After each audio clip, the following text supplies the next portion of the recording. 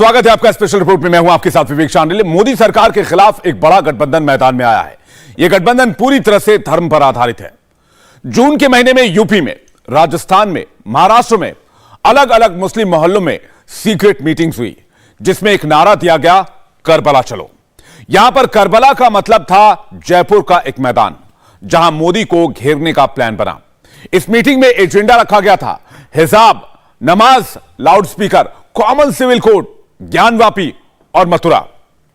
अब सुनिए, इस मैदान में देश भर से मुसलमानों को इकट्ठा किया गया और इसकी अध्यक्षता की सज्जाद नोमानी ने, जो मुस्लिम पर्सनल लॉ बोर्ड से जुड़े हुए हैं। चीफ गेस्ट के तौर पर मौलाना तौकीर रजा इनवाइटेड थे, जो प्रियंका गांधी के फैन है और कांग्रेस के लिए प्रचार कर चुके हैं। और इसके वीआईपी गेस्ट थे पॉपुलर फ्रंट ऑफ इंडिया के जनरल सेक्रेटरी अनीस अहमद। जयपुर के मैदान में मुसलमानों की भीड़ के सामने देश के 3 मोदी विरोधी मुस्लिम लीडर्स ने खुलकर भड़काने का काम किया। जहरीला भाषण दिया गया, चुन चुनकर सिर्फ नरेंद्र मोदी पर निशाना साधा। बहाना कानपुर का, बहाना वाराणसी का, बहाना प्रयागराज का, लेकिन निशाना मोदी ही रहे। अगले 15 मिनट जो आप देखने जा रहे हैं वो एक नए टूल किट का सबसे सनसनीखेज टेप है, जिसमें मुस्लिम समुदाय के युवाओं के दिमाग से मौलाना खेल कर रहे हैं और इसके सबूत इस रिपोर्ट में मौजूद है।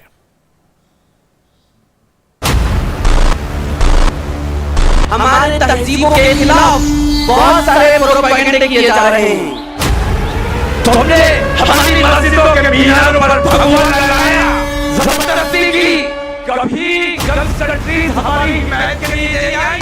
अगर इंसाफ के दुश्मनों ने जुल्म का नंगा नाच, सोचिए, जिस शहर में सिर्फ 18% मुस्लिम आबादी है, जिस जयपुर में सिर्फ 5.5 लाख के करीब मुसलमान हैं, वहां पर इतना बड़ा हुजूम इकट्ठा हो गया।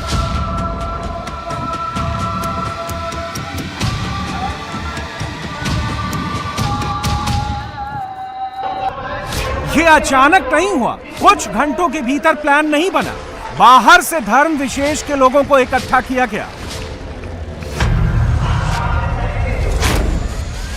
सबको मोदी विरोधी कॉन्फ्रेंस का इनविटेशन भेजा गया।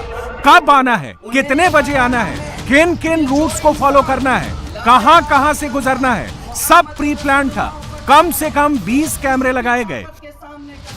जिन जिन सड़कों से भीड़ गुजरी, हर सड़क का एक एक फ्रेम कैप्चर किया गया। चौक चौराहे, गली मोहल्ले, सबकी शूटिंग हुई। ड्रोन कैमरा लगाकर, मुस्लिम मोहल्ले दिखाकर दिन में भी शूटिंग हुई, रात के अंधेरे में भी रिकॉर्डिंग हुई। एलईडी पर लाइव टेलीकास्ट हुआ। माइक भी लगे ताकि दूर दूर तक आवाज पहुंचे। खातिरदारी का पूरा इंतजाम था। जयपुर में मोदी के खिलाफ next plan of action ready हुआ है। उस राज्य को चुना गया जहां पर सरकार बीजेपी की नहीं है। जयपुर में हेट मोदी कैंपेन का नया चैप्टर खुला है। सब कुछ ऑन कैमरा हुआ है, गौर से देखिएगा। सबके मोबाइल निकले, लाइट ऑन हुए, वीडियो बने, मुस्लिम मोहल्लों तक डिलीवर हुए, बाकायदा लाइव कमेंट्री हुई। आप देख सकते हैं लोगों का हुजूम करबला की तरफ जाते हुए। ये मेन रोड है दिल्ली हाईवे, जहाँ से लोग पैदल पैदल करबला की तरफ जा रहे हैं। और जैसे जैसे हम करबला की तरफ जा रहे हैं, लोग भीड़ तादाद में बढ़ती जा रही है। ये करबला का मैदान है जहाँ से एंट्री का रास्ता है। देख सकते हैं माशाल्लाह कितने लोग हैं, फुल लबालब हो चुका है।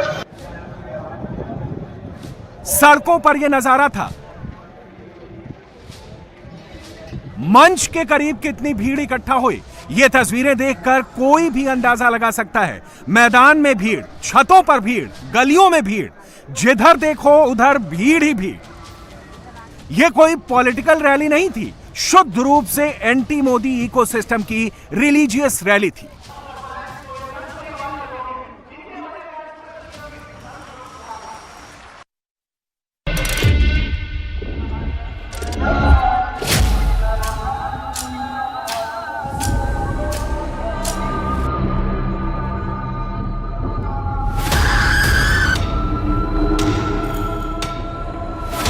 ये भीड़ खुद ब खुद नहीं आई, भीड़ को बुलाया गया।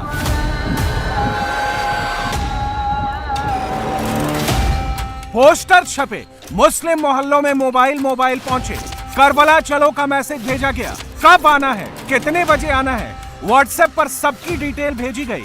एंटी मोदी कॉन्फ्रेंस को लीड कौन करेगा, चीफ गेस्ट कौन कौन होगा, मुस्लिम महिलाओं को कैसे लाना है, कैसे ले जाना है, एक एक डिटेल बताई गई। कॉन्फ्रेंस के एजेंडे में हिजाब, नमाज, loudspeaker, Muslim personal law, common civil code, Babri Masjid, Gyanvapi, Mathura की ईदगाह, अलीगढ़ की जामा मस्जिद, मस्जिदों पर नाजायज कब्जे की कोशिश वाले टेक्स्ट फिट किए गए और इस तरह मोदी विरोध का नैरेटिव चलना शुरू हो गया। मुस्लिम जनरेशन के अंदर दीनी शूर पैदा करना,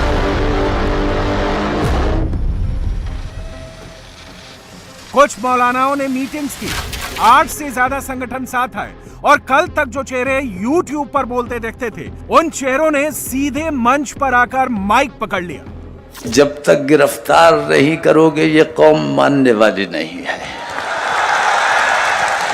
मुसलमानों को ऊपर जुल्म ढाया जा रहा है, मुसलमानों के बच्चों पर गोलियां चलाई जा रही है, मुसलमानों का सताने का काम किया जा रहा है, मुसलमानों को जेल में डालने का काम किया जा रहा है।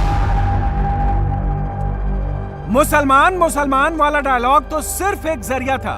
मुंह खोलते ही तौकीर रजा ने सीधे मोदी का ही नाम लिया, मोदी पर ही अटैक किया, संवैधानिक पद पर बैठे देश के प्रधानमंत्री का लिहाज तक नहीं किया, अनाप शनाप ही कहा, तू तड़ाक की भाषा का इस्तेमाल किया और सामने खड़ी भीड़ को ऐसे उकसाया। नरेंद्र मोदी को बताना है कि तू बेईमानी कर रहा है, इस बेईमानी को तर्क करते। मैं ये पूछता हूं कि वो जो बम पूरे हिंदुस्तान में 2014 से पहले फूटा करता था, वो बम आज कहां गायब हो गया? अब कहीं बम इसलिए नहीं फूटता है कि जो बम मारने वाला था वही आज हुकूमत पर बैठा हुआ है। महाभारत तो हर हिंदू ने पढ़ी है और हर हिंदू को याद होगा कि उस वक्त का जो राजा था वो बेईमान था, वो अंधा था। लेकिन कलयुग का आज का राजा अंधा नहीं है।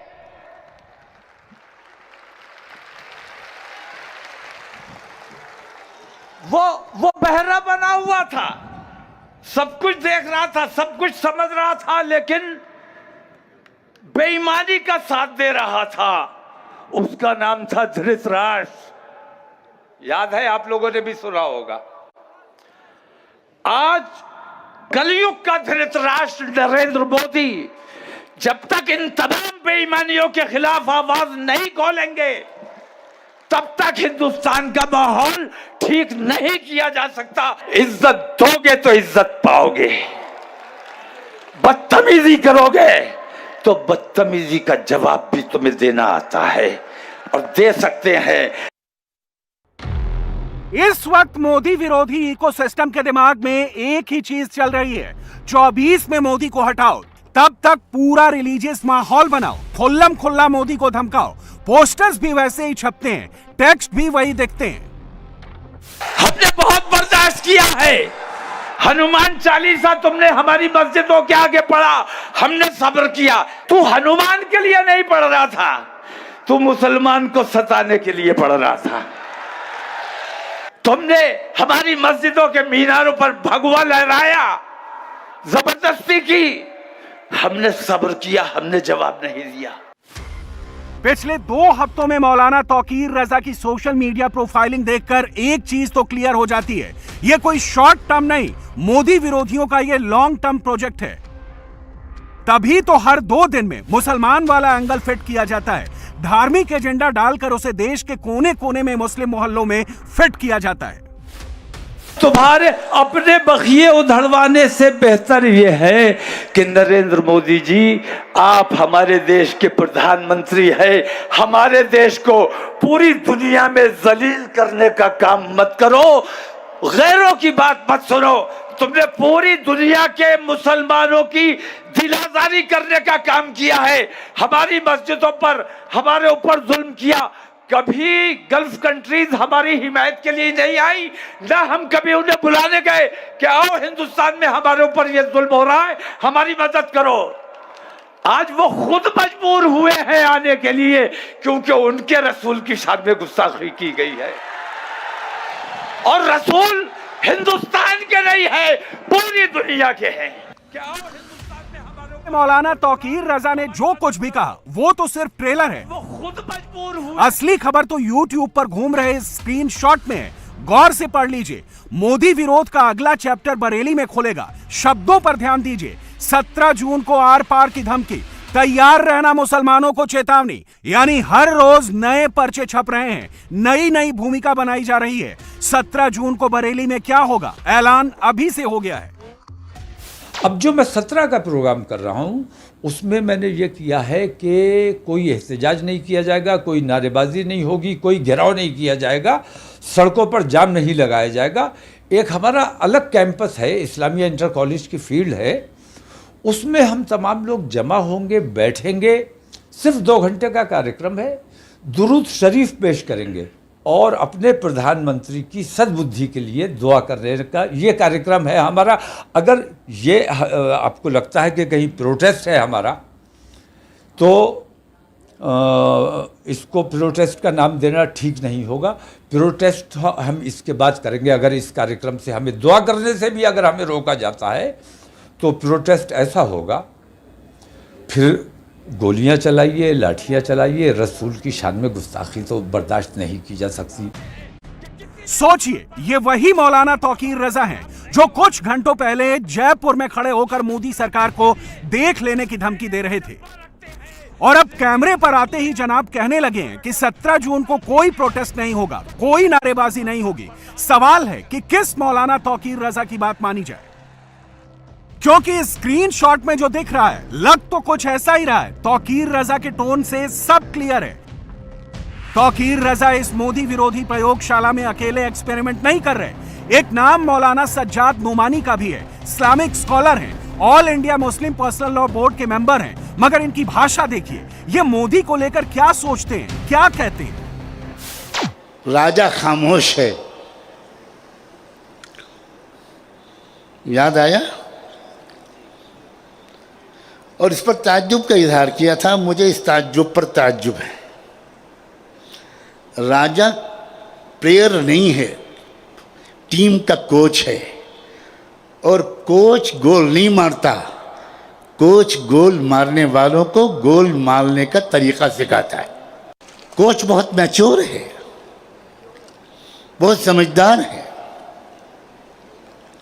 वो पर्दे के पीछे से कठपुतलियों की नाच नचा रहा है। नोमानी साहब का अपना YouTube अकाउंट है, करीब 2.5 लाख सब्सक्राइबर हैं। इनके YouTube अकाउंट पर अमूमन धार्मिक तकरीरें हुआ करती थी, मगर अब टैगलाइन बदल गई है। अब जयपुर की रैली का लाइव टेलीकास्ट होता है। नूपुर शर्मा को क्या मैसेज डिलीवर कराना है, उसका स्क्रीनशॉट वायरल होता है। ये जलसा खाली सियासी जलसा हरगिज नहीं है। ये जलसा एक इस्लाही जलसा है। ये जलसा एक तालीमी जलसा है। इस गुस्ताखी और बदबख्त और बदजुबान लोगों की इस हरकत का जवाब देने का वो ये कि thank you Nupur Sharma and thank you, तुमने हमें जगा दिया। ऐसा लग रहा है कि मुस्लिम पर्सनल लॉ बोर्ड में बैठने वाले नोमानी साहब का टाइप भी अब मोदी विरोधियों के साथ हो गया है। तभी तो जयपुर में हिंदू मुस्लिम वाले स्क्रिप्ट पढ़ते पढ़ते ये सीधे मोदी तक पहुंच जाते हैं। नाम नहीं लेते, मगर ऐसे एजेंडा चलाते हैं, मोदी के खिलाफ ऐसे भड़काते हैं। साजिशें हैं, मज़मूम इरादे हैं, जानें ली जा रही हैं, मकानात दुकानें बुलडोज किए जा रही हैं, इज्जतें लूटी जा रही हैं, जेल भर रहे हैं। अगर ये हालात न होते, अगर कुछ अक्ल के दुश्मनों ने, अगर इंसाफ के दुश्मनों ने इस मुल्क में जुल्म का नंगा नाच नाचना न शुरू किया होता, तो क्या आज करबला का ये मैदान तारीख साज करबला के मैदान की याद दिला रहा होता? शर्म आती है कहते हुए पाकिस्तान की हालत हमसे बेहतर, भूटान की हालत हमसे बेहतर, बांग्लादेश की हालत हमसे बेहतर, श्रीलंका की हालत हमसे बेहतर। और मसला क्या है? मसला यह है कि हर मस्जिद को खोदो, उसके अंदर से शिवलिंग निकलेगा। शर्म आती है, शर्म आती है वाकई। ये कौन सी सतह है, ये किस सतह पर लोग गिर गए हैं।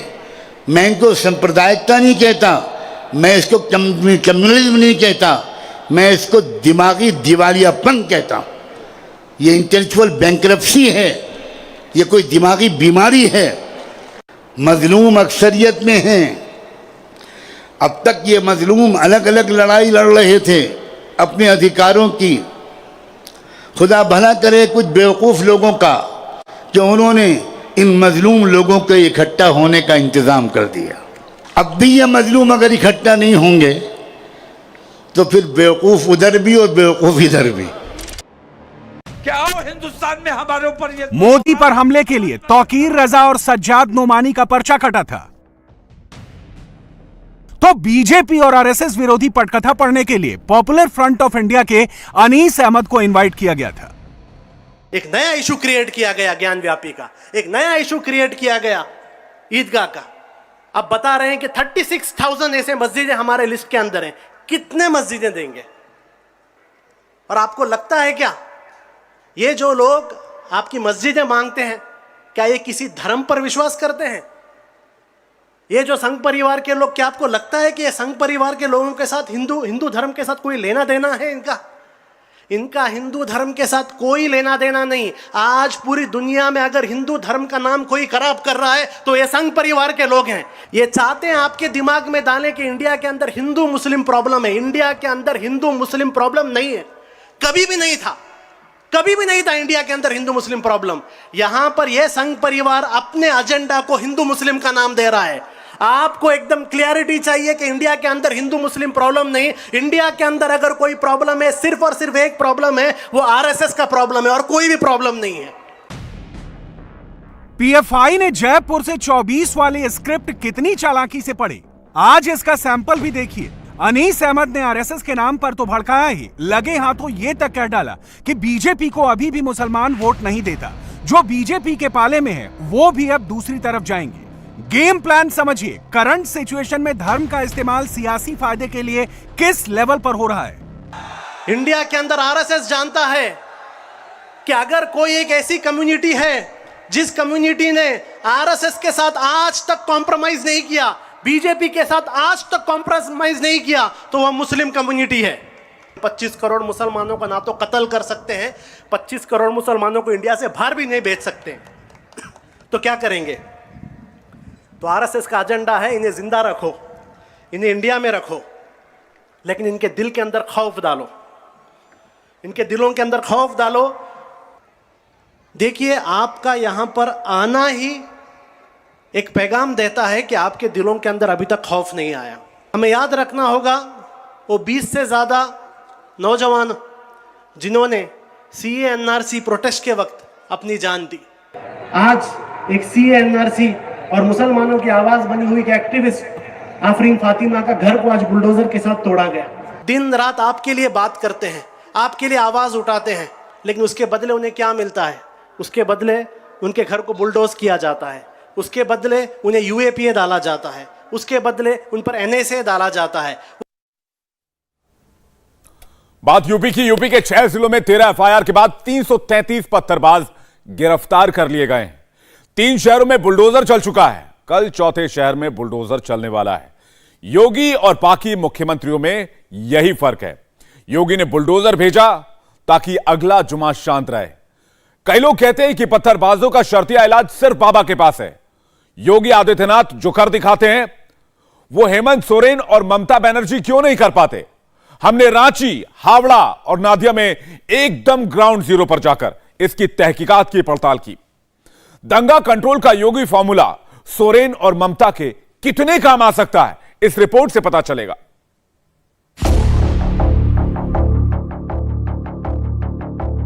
पहले यह घर जावेद पंप का था, फिर यह घर जावेद पंप की बीवी का हो गया और 24 घंटे के अंदर अंदर यह घर जावेद पंप की बेटी आफरीन फातिमा का हो गया।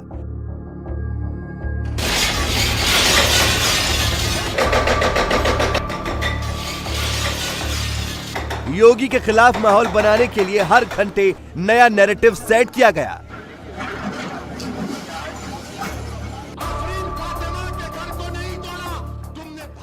घर एक ही था, मालिक बदलते रहे। जिससे जो सही लगा उसने उसको इस घर का मालिक बता दिया। बुलडोजर के खिलाफ ढपली गैंग भी सड़क पर उतर आया।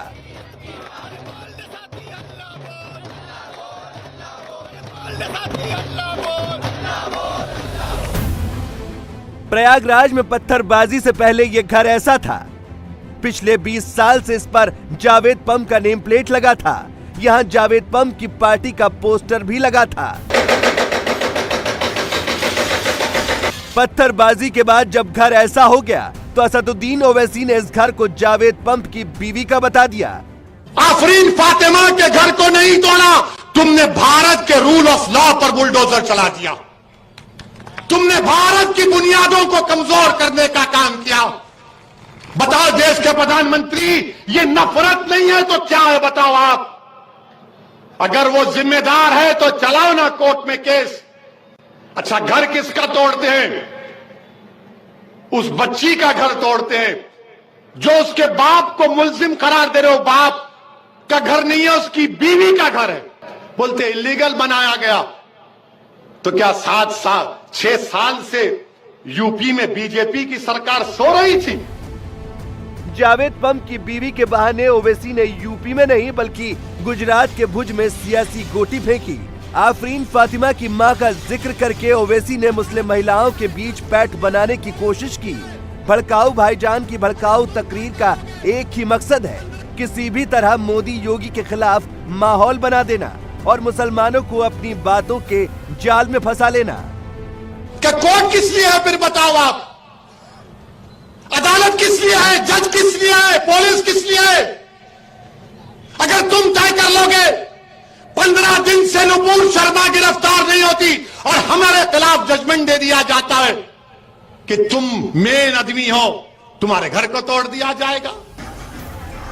प्रयागराज में योगी के बुलडोजर का इंजन बंद होने से पहले ही जेएनयू में ढपली राग शुरू हो गया।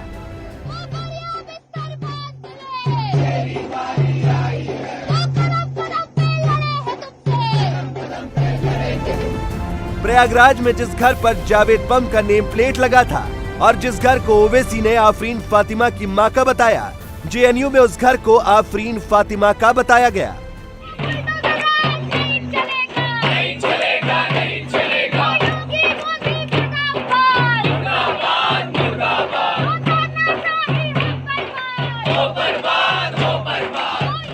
जेएनयू से ढपली बजनी शुरू हुई तो जामिया मिलिया इस्लामिया यूनिवर्सिटी में प्रोटेस्ट शुरू हो गए।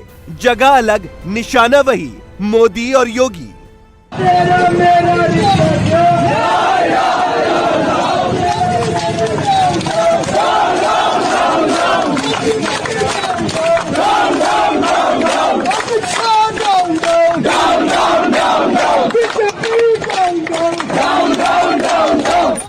रात में जेएनयू और जामिया में ढपली बजी और दिन में लेफ्ट विंग जंतर मंतर पहुंच गया। सोशल मीडिया पर आफरीन फातिमा पर 4 लाख से ज्यादा पोस्ट और मैसेज भेजे जा चुके हैं। सोशल मीडिया पर भी प्रयागराज वाला घर आफरीन फातिमा का बताया जा रहा है। आफरीन फातिमा का नाम वायरल करने वाला और आफरीन फातिमा को पोस्टर गर्ल बनाने वाला गैंग वही है जो सीएए एनआरसी के खिलाफ प्रोटेस्ट के लिए मैदान में उतरा था, जो पत्थरबाजी का बैक एंड सपोर्टर है और जिसे बुलडोजर वाला एक्शन ऐसा लगता है मानो योगी का बुलडोजर किसी अवैध कंस्ट्रक्शन पर नहीं बल्कि उनके सीने पर चल रहा हो। सोशल मीडिया पर पुलिस से सवाल पूछ रहे लोगों को पुलिस का ऑफिशियल स्टेटमेंट सुन लेना चाहिए। जवाब मांगने का अधिकार कोर्ट को है और पुलिस कोर्ट के सवालों का जवाब देने को तैयार है। सवाल भी बहुत सारे उठ रहे हैं, खासतौर से जो जावेद का घर जिस तरह से गिराया गया कि जब तक आरोपी जो है उसके ऊपर जुर्म ना साबित हो जाए कार्रवाई नहीं होनी चाहिए। इस तरह की बात सामने आ रही है, कहा जा रहा है कि एक तरफा कार्रवाई की जा रही है। ये चीज़ें जो कोई कॉन्स्टिट्यूशनल बॉडी अगर कुछ पूछे तो उसका जवाब स्थानीय स्तर पे ये दिया जाएगा और उसके लिए कानपुर प्रयागराज डेवलपमेंट अथॉरिटी या कानपुर डेवलपमेंट अथॉरिटी ने जो कार्य किए हैं वो निश्चय ही कानूनी प्रक्रिया को पूर्ण करने के बाद से किए होंगे। एडीजी की बातों का लबो-लुआब ये है कि प्रयागराज में पत्थरबाजी का मास्टरमाइंड कहे जा रहे जावेद पम का अवैध बंगला किसी नए केस में नहीं टूटा। केस पुराना था। संडे को बुलडोजर इसलिए दौड़ा क्योंकि फ्राइडे को जावेद पम का नाम पत्थरबाजी के नए केस में आ गया। जो लोग पूछते हैं योगी ने पहले दिन ही बुलडोजर क्यों चला दिया, वो झारखंड और बंगाल को देख ले। अगर यूपी में बुलडोजर नहीं चलता तो यहाँ भी रांची और हावड़ा जैसा हाल हो जाता। रांची की तस्वीर देख लीजिए, बिजली के खंभे से गोलियां निकल रही हैं। बंगाल में अभी भी बम चल रहे हैं। यूपी में योगी है, इसलिए बात बुलडोजर तक ही रुकी हुई है। 10 जून के फ्राइडे प्रोटेस्ट को 3 दिन हो चुके हैं। 4 दिन बाद नेक्स्ट फ्राइडे है। यूपी में लॉ एंड ऑर्डर योगी के काबू में है। कानपुर और प्रयागराज के बाद मुरादाबाद में मंगलवार को बुलडोजर चलने वाला है। मार्किंग कर दी गई है, बुलडोजर भेज दिया गया है। रांची और बंगाल के ताजा हालात क्या हैं, वो भी आपको दिखाएंगे। माहौल कैसे बिगाड़ा जा रहा है वो भी बताएंगे। मगर उससे पहले आफरीन फातिमा के बारे में कुछ अहम बातें जान लीजिए। चूंकि आफरीन फातिमा पर सोशल मीडिया को मैदान जंग बनाया गया है, इसलिए दूसरे साइड से भी पुराने वीडियो की बमबारी हो रही है। ऐसा ही एक वीडियो ये है। दिसंबर 2019 का ये video anti CAA NRC protest के दौरान का है। असदुद्दीन ओवैसी आज बुलडोजर चलाने से पहले कोर्ट जाने की डिमांड करते हैं। आफरीन फातिमा को तो सुप्रीम कोर्ट पर भी यकीन नहीं। संसद पर हमले में शामिल अफजल गुरु को सुप्रीम कोर्ट ने फांसी दी। आफरीन को अफजल गुरु भी बेगुनाह लगता है। हम जब उतरे हैं सीए एनआरसी की वजह से उतरे हैं, लेकिन सिर्फ उसके खिलाफ नहीं उतरे हैं। सीए एनआरसी के बाद हम रियलाइज करते हैं कि हमारा कोई भरोसा ही नहीं है किसी चीज पे। ना हम सरकार पे भरोसा कर सकते हैं, ना हम सुप्रीम कोर्ट पे भरोसा कर सकते हैं। ये वही सुप्रीम कोर्ट है जो आज पता चलता है कि अफजल गुरु का पार्लियामेंट अटैच में कोई हाथ नहीं था।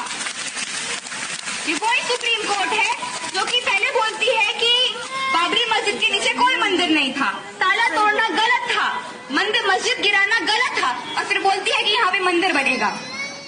तो हमको सुप्रीम कोर्ट से न कोई उम्मीद है। इंडियन स्टेट की जो सरकार रही है वो हमेशा ही एंटी मुस्लिम रही है, इस्लामोफोबिक रही है। Afreen Fatima CAA NRC protest में भी पोस्टर गर्ल थी। जेएनयू से लेकर मुंबई के आजाद मैदान तक आफरीन के भाषण होते थे। फरवरी 2020 के दिल्ली दंगे में भी आफरीन का नाम आया। शर्जील ईमान के साथ आफरीन फातिमा के व्हाट्सएप चैट आए।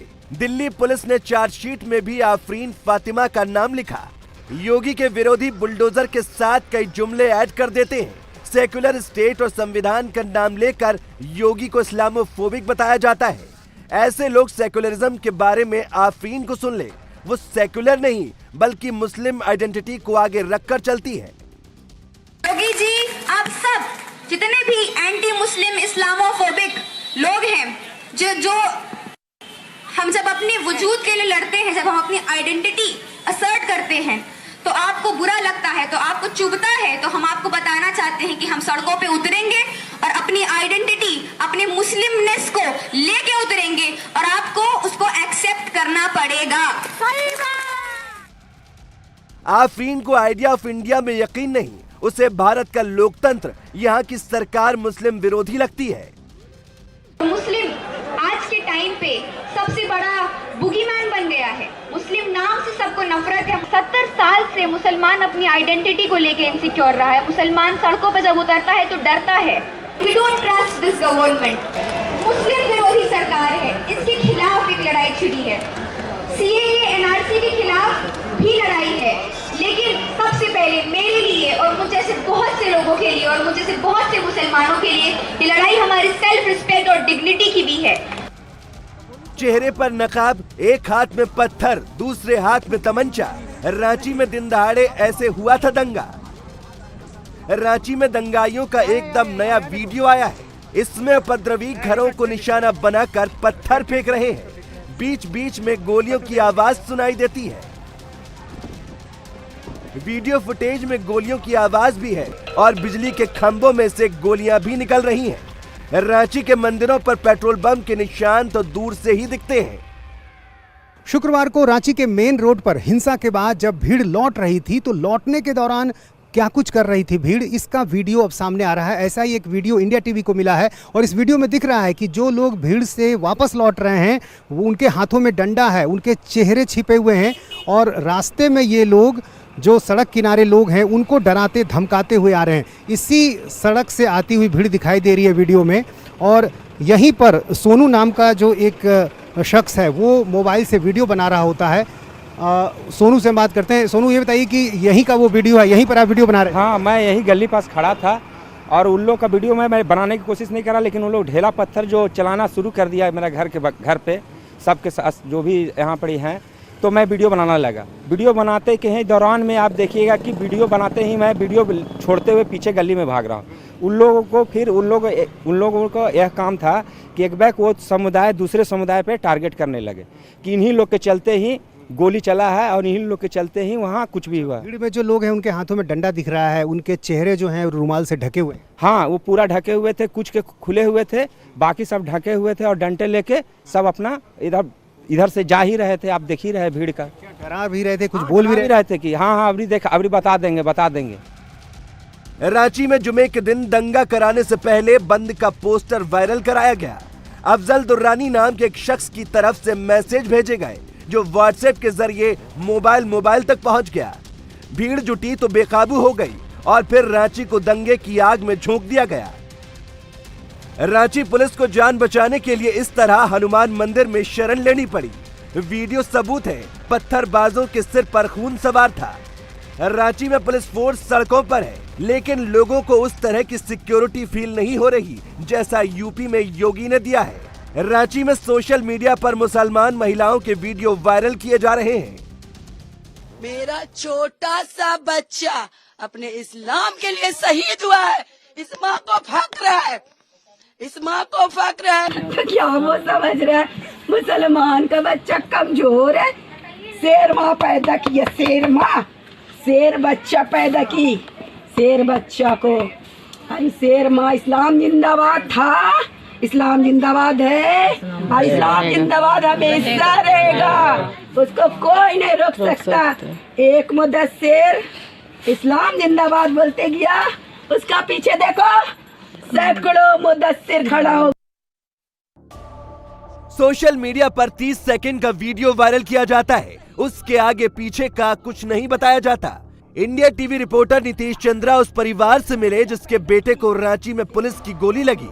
ईटा पत्थर जब चलने लगा तब उसको हम खोजने गए तो मेरा बेटा हमको नहीं मिला, अपने पापा के साथ थे, किसके साथ? पुलिस तो खुद बिका हुआ है सर, पुलिस तो खुद बिका हुआ है कि मेरा बच्चा तब ले गया तो पुलिस अगर वहाँ आया इतना गाड़ी फौज उतारा गया, सरकार उतारा, तो क्यों नहीं मेरा बच्चा को बचाया? पुलिस को चलिए ठीक है, इजाजत है फायरिंग करने का, तो पैर में करने का इजाजत है, ना कि हाथ में या ना कि सीना में या दिमाग में। वहाँ पे करने का इजाजत पुलिस को भी नहीं है, फायरिंग करने का इजाजत ना। वहाँ पे आंसू गैस छोड़ा गया, AK-47 और पिस्टल से आंसू गैस छोड़ाता है।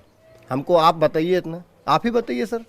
जामताड़ा के कांग्रेस विधायक इरफान अंसारी पुलिस के गोली चलाने से खफा हैं। वो सिटी एसपी का ट्रांसफर कराना चाहते हैं और पत्थरबाजी करने वालों को 50-50 लाख का मुआवजा दिलाना चाहते हैं। झारखंड में हेमंत सोरेन मिलीजुली सरकार चला रहे हैं। पत्थरबाजी के खिलाफ क्लियर कट डायरेक्शन नहीं होने से क्या होता है, ये रांची में दिख रहा है। हमारे साथ हैं इकरा मस्जिद के मौलाना डॉक्टर अब्दुल्ला कासमी। कासमी साहब, ये बताइए कि कहा गया कि जो डेली मार्केट तक जो भीड़ पहुंची थी वो जुमे की नमाज के बाद पहुंची थी और इकरा मस्जिद ही वो जगह थी जहां से ये भीड़ गई थी। तो आप लोगों को क्या जानकारी मिली कि आखिर ये सब कैसे हुआ, कैसे ये इस तरह से भीड़ जुट गई? आप लोगों को पहले से क्या जानकारी थी? देखिए, भाजपा की प्रवक्ता नुपुर शर्मा को जो बयान पैगंबर हज़रत मोहम्मद सल्लल्लाहु अलैहि वसल्लम की शान में गुस्ताखी के ख़िलाफ़ आया, तो उसके ख़िलाफ़ तो हिंदुस्तान के अलावा पूरी दुनिया में नाराज़गी जताई गई और मुल्क के कई हिस्सों में लोगों ने धरना प्रदर्शन मुजाहरा किया। रांची में भी पिछले जुमा को जो घटना घटी, ये किसी तंजीम, किसी सोसाइटी या किसी इदारा की तरफ से जो है ये बंद नहीं बुलाया गया था और ना ये जुलूस का एहतमाम किया गया था। ये सारा ड्रामा जो है सोशल मीडिया पर चला। रांची की सड़क पर मेन रोड पर हंगामा हो रहा था, उसी रात रांची के 2 मंदिरों पर पेट्रोल बम फेंके गए, उसका CCTV वीडियो भी है। आपको नहीं लगता कि रांची में एक बड़ी प्लानिंग थी कहीं ना कहीं किसी की कि यहाँ माहौल ख़राब किया जाए, यहाँ पर आग लग जाए शहर में? देखिए, पेट्रोल फेंके जाने की तो जानकारी हमको नहीं है, मैं आप ही से सुन रहा हूँ। ऐसी कोई घटना रांची में नहीं हुई। सीसीटीवी वीडियो भी उपलब्ध है, उसमें मंदिर पर बम फेंका जा रहा है। माहौल बड़ा सौहार्द माहौल था। बंगाल अलग नहीं है। हावड़ा और मुर्शिदाबाद के बाद नदिया में सिचुएशन आउट ऑफ कंट्रोल हो गई। पहले नारेबाजी हुई, फिर लोकल ट्रेन पर पत्थरबाजी हुई। रेलवे स्टेशन में घुसकर उपद्रवियों ने प्लेटफॉर्म पर खड़ी ट्रेन को तोड़फोड़ डाला। पुलिस मौके पर मौजूद थी लेकिन एक्शन नहीं हुआ। हावड़ा में जहां दंगा हुआ वहां से हिंदू परिवारों का पलायन शुरू हो गया। छोड़ के जा रहे हैं, यहाँ से छोड़ के जा रहे, कोई परिवार घर छोड़ के जा रहा है। शांति शृंखलार জন্য প্রশাসনের কাছে আমরা আবেদন জানিয়েছি, জানি না কবে এই এলাকা শান্তি ফিরে আসবে। तो गोपाल हाजरा की बात जो मैं आपको बता दूं, ये कहना चाह रहे हैं कि यहाँ पर बाट लोहे डंडा लेकर आए हैं। स्पेशली वो बाट इसलिए लेके आए क्योंकि वो भारी था, उसको मारने से हमला करने में आसानी होती, इसलिए उसका प्रयोग किया गया। हजारों लोग यहाँ पर आए थे और अब डर इतना ज़्यादा है इनमें कि अधिकांश लोग यहाँ से शेल्टर में लेने के लिए अपने जो रिलेटिव्स हैं पास के इलाकों में या दूर दराज में, वहाँ पर जा रहे हैं। सब घर में ताले लगे हुए हैं अधिकांश लोग और डर सहमे हैं क्योंकि पुलिस से सुरक्षा उस वक्त तो मिली नहीं और अभी भी बहुत ज़्यादा यहाँ पर आतंकित होकर रखे हैं लोग। उनको ऐसा लग रहा है कि यहाँ पर रहेंगे तो हिंदुओं के ऊपर कहीं ना कहीं अत्याचार होगा। पश्चिम बंगाल की ममता बनर्जी सरकार मोदी मोदी योगी योगी करने में कभी पीछे नहीं रहती, लेकिन मोदी और योगी की तरह दंगा कंट्रोल नहीं कर पाती। दीदी ने फुरफुरा शरीफ के पीरजादा अब्बास सिद्दीकी को नोटिस भिजवाया है। India TV reporter Manish Bhattacharya ने फुरफुरा शरीफ के पीरजादा से बात की तो उन्होंने इसे अलग टर्न दे दिया। आज जो लोग ये सब फोटेज कर रहे हैं, कौन है ये लोग हमको तो मालूम नहीं, मगर ऐसा बहुत मौलवी है जो हमारे आका के बारे में गुस्ताखी बात बोलते हैं। हमारे जैसे आदमी बोलते हैं वो मर गया माज़अल्लाह नाउज़ुबिल्लाह, ये भी तो इसी की तरह बोल रहे हैं। जैसे नपुट बोल रहे हैं ऐसा भी, ये भी इन लोगों के बाद भी तो नबी के विरोध में है, तब तो कोई आंदोलन नहीं होते। ये सब हमारा मानना है, इसके पीछे कुछ एक फायदा है, राज है, इसको लेके कुछ लोग मजा ले रहे हैं। अगर आप बोले, हम एक बात बोले, मेरा डाउट में है 1 घंटा की ज्यादा कोई रोड बंद करना, ये हमारा जो जितना जानना है ये आइन के विरोध में है। 5, 6, 7, 8 घंटा रोड बंद हो रहा है, पुलिस वहां बैठ के क्या कर रहे थे? हाँ, इतना कब से आप मतलब ये दर्द दिखाने लगे जो ठीक है तुम चलाओ हम कुछ नहीं बोलेंगे। अगर जिन लोगों की कसूर नहीं उन लोगों की भी उठा रहे।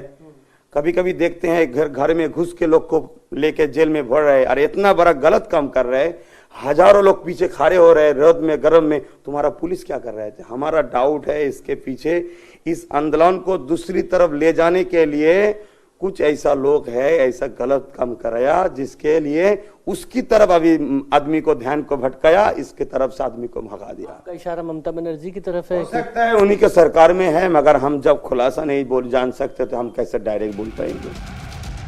योगी और विरोधी में फर्क साफ है। योगी की पुलिस ने 1.5 घंटे के अंदर अंदर पूरे बवाल को कंट्रोल कर लिया। बंगाल में दीदी की पुलिस ने इसे भड़क जाने दिया। योगी है तो आज यूपी शांत है, रांची और हावड़ा आज भी अशांत है। उत्तर प्रदेश में दंगाइयों की धरपकड़ तेज हो गई है। आज अंबेडकर नगर पुलिस ने भी दंगाइयों के पोस्टर कई इलाकों में दीवारों पर चस्पा कर दिए। आपको बता दें, अंबेडकर नगर में अब तक 41 दंगाइयों को गिरफ्तार किया जा चुका है। तस्वीरों में आप देखिए, एक एक दंगाई की फोटो छापी गई है। इन सभी उपद्रवियों को पकड़ने के लिए पुलिस छापेमारी कर रही है, दबिश दे रही है, छानबीन कर रही है। लोगों से भी पहचान की अपील की गई है। इससे पहले फिरोजाबाद में भी ऐसे ही पोस्टर शहर भर में चिपकाए गए थे। अब ये दंगाई भी रडार पर हैं। इन दंगाइयों के घर पर भी बुलडोजर चल सकता है। योगी सरकार एक भी दंगाई को बख्शने के मूड में कतई नहीं है। इंडिया टीवी हर वक्त हर जगह डाउनलोड करने के लिए सर्च करें India TV news Google play store या ऐप स्टोर पर।